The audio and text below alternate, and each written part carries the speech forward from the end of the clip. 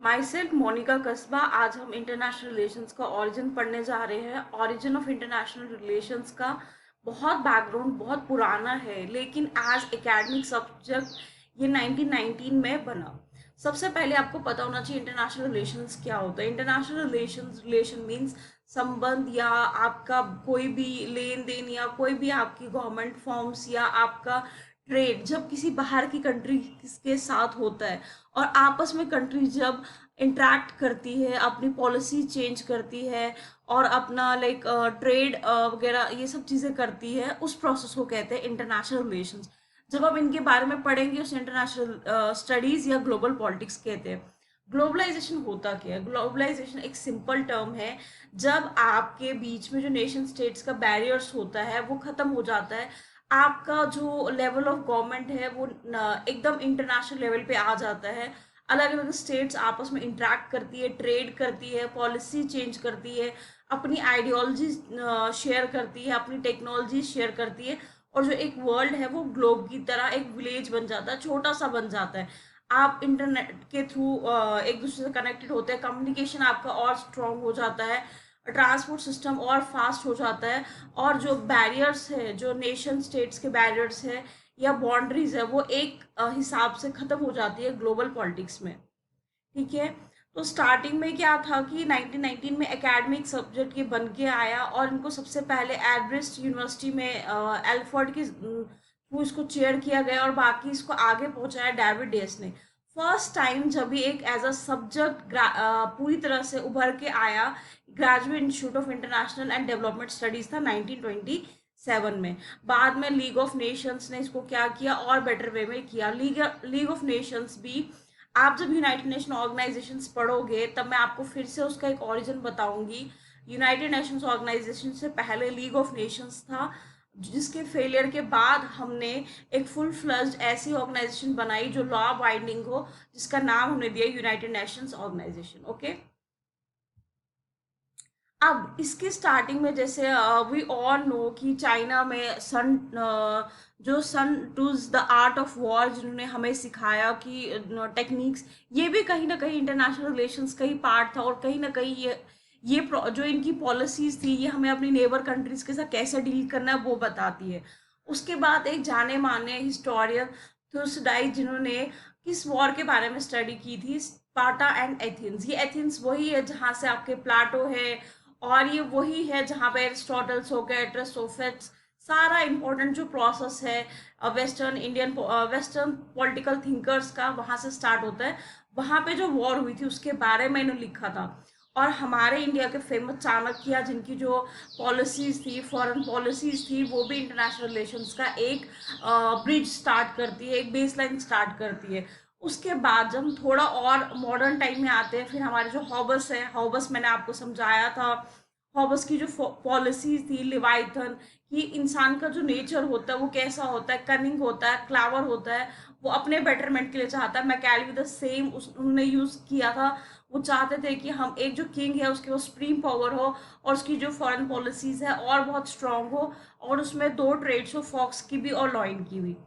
उसके बाद जो आपका modern sovereign states as fundamental politics कब से आता है? Peace treaty of Westphalia. जो पीस ट्रीटी हुई थी, इसने क्या किया था, एक ऐसा रूल स्टार्ट किया था जहाँ पे क्या होएगा, आपकी रिलीजन टॉलरेंस होगी। रिलीजियस टॉलरेंस होती है जब आप हर किसी धर्म के जो लोग होते हैं उनको एक्सेप्ट करते हो, रिलीजन को एक पर्सनल स्फीयर रखते हो, उसको पॉलिटिक्स में इंटरमिक्स नहीं करते हो। इसके बाद क्या इसके फुट नोट्स और बने, लिबरलिज्म आया, लिबरलिज्म ने और बेटर वे में इंटरनेशनल पॉलिटिक्स को बनने में एज अ सब्जेक्ट हेल्प किया। कैंट की फिलोसफी, ये इमैनुअल कैंट है जिन्होंने पीस थ्योरी दी थी, डेमोक्रेटिक पीस थ्योरी के प्रोपोनेंट थे। रूशो जो कहते थे बैक टू नेचर वाला, popular sovereignty, will of people वाला। एंड देन आपके हुगो ग्रुशियस का नाम हमेशा याद रखना, ये इंटरनेशनल जो लॉज है उनके फादर, इनको रिगार्ड किया जाता है। एंड जॉन लॉक जिन्होंने इंसान का नेचर बहुत सिंपल, बहुत अच्छा, बहुत स्वीट बताया था, और ये चाहते थे कि लोगों को क्या मिले, लिबर्टी मिले, आज़ादी मिले। इन सब ने एक बेस लाइन स्टार्ट की किस चीज़ के लिए, international relations as a subject बनने के लिए।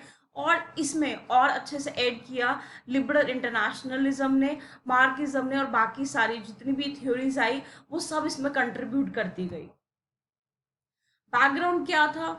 द पीस ट्रीटी ऑफ वेस्टफाइल थी, जहाँ पे मैंने आपको पहले बताया कि एक ऐसी गवर्नमेंट आई जहाँ पर रिलीजियस टॉलरेंस था और लोग अपने जो रूलर है उसको अब इलेक्ट कर सकते थे। उसके बाद balance of power was formally incorporated treaty of Utrecht, ये 1713 में बनी थी। अब इसका मतलब क्या था?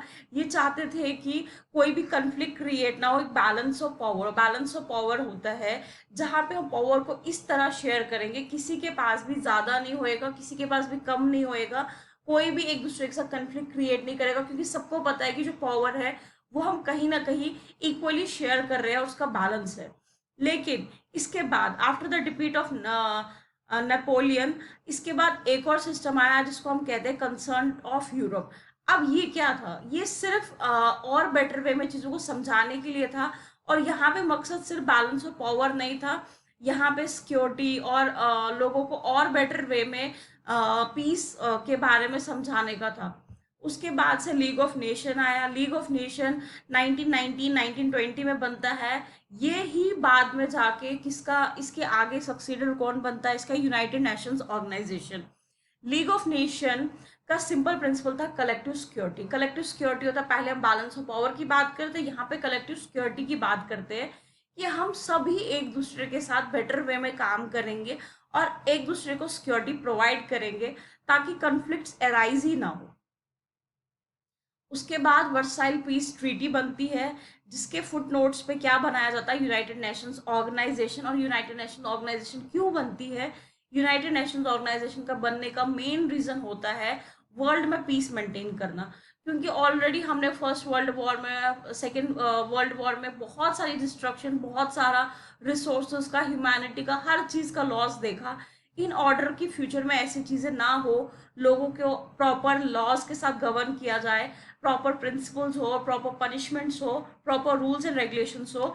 लीग ऑफ नेशन के फेलियर के बाद आपका यूनाइटेड नेशंस ऑर्गेनाइजेशन है।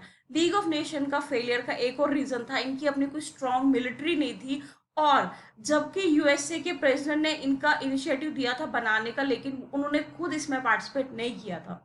लेकिन यूनाइटेड नेशन ऑर्गेनाइजेशन में सभी ने, ब्रिटेन वालों ने भी और यूएसए के जो प्रेसिडेंट थे रॉसवेल्ट, उन सब ने क्या किया? पार्टिसिपेट किया और फुल्ली इसको एक्सेप्ट किया कि हमें एक इंटरनेशनल ऑर्गेनाइजेशन चाहिए जो इंटरनेशनल लेवल पे क्या करे, चीज़ों को पीस मेंटेन करे, प्रॉपर लॉज गवर्न करे और लोगों की बेटरमेंट के लिए सोचे, मारघात ना हो और फिर से कोई थर्ड वर्ल्ड वॉर नहीं हो।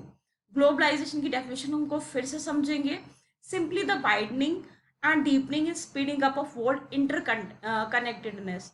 कनेक्ट करती है ये वर्ल्ड को आपस में और बेटरमेंट के लिए और बेटर ट्रेड के लिए, और जो हमारी आइडियोलॉजीज है वो कहीं ना कहीं आज के टाइम पे सेम है, बहुत क्विक है, बहुत शार्प है, और हम सिर्फ कन्फाइंड टू एक पर्टिकुलर प्लेस नहीं है। कोविड इसकी जीती जागती एग्जाम्पल है। वो एक पार्ट से स्टार्ट हुआ, वो सिर्फ एक पार्ट तक ही कन्फाइंड रहता अगर हम लोग इतने कनेक्टेड नहीं होते, बट वो स्प्रेड भी इसी वजह से हुआ कि हमारी जो कनेक्टिविटी आगे पीछे जाना बहुत ज़्यादा था, और कहीं ना कहीं ये मास लेवल पे एक पैंडेमिक बन गया। So this is all about origin of international relations. आगे हम जो लीग ऑफ नेशंस है और यूनाइटेड नेशंस ऑर्गेनाइजेशन कैसे बनता है, उसकी क्या ऑर्गेनाइजेशन है, क्या वर्क्स है, उसको सिस्टमैटिक वे में समझेंगे। इससे पहले आप बहुत अच्छे से समझना कि इंटरनेशनल ऑर्गेनाइजेशंस होता क्या है, international relations as a subject कब आया। इसकी बेसिक्स जो इसके रूट्स है वो बहुत पुराने हैं, एंशियंट टाइम्स में है, लेकिन फुल फ्लेज एकेडमिक सब्जेक्ट ये 1919 में आया। I hope you all are well, stay blessed, take care.